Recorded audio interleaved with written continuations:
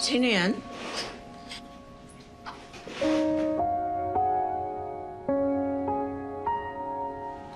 Pakisabi na lang kung sino yan. Wala kasi si Dad dito. May emergency meeting, but he's gonna be back soon.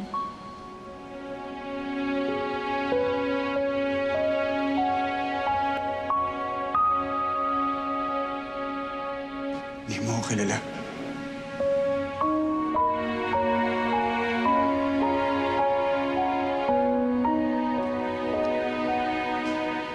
Recipient of the Maria Rosario Balmores Foundation Service to the People Awards. Attorney Abraham Espiritu? Yes, ako nga. Sensya ka na, hindi kita na-recognize agad.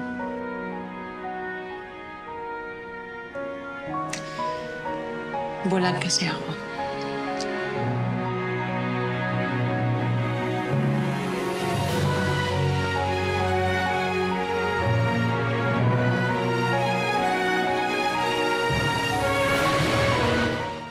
Sige, maupo ka muna. Gagawan muna kita ng kape. Huwag ka nang mag-abala pa. Please.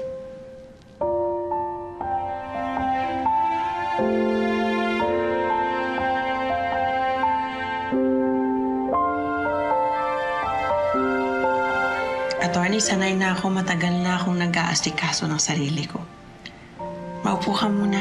No, please, please. Mrs. Aguirre, okay lang.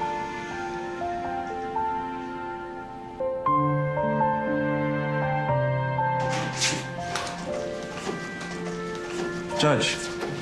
Attorney Espiritu. Just in time. Dad, Yeah. I'm gonna get going. I'm just here for the documents. Oh, okay. Mag-iingat ka, anak. Yes. Attorney. Salamat, Mercy. Thank you, Dad. You. Attorney Espiritu, have a seat.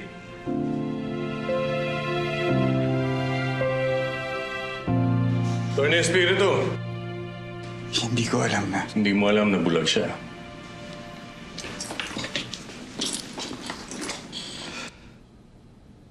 Alam mo, attorney, she's been blind for several years now. Pero nagkaroon na naman ng improvement. Noong una, she was totally blind. Pero with the help of her therapy, ngayon, gradually meron ng improvement. Nakakakita na siya ng liwanag. Ibig sabihin makakita siya muli. May posibilidad, Judge. Yes. Carlo J. Caparas, lumuhod ka sa lupa. Weekdays sa Hapon Champion.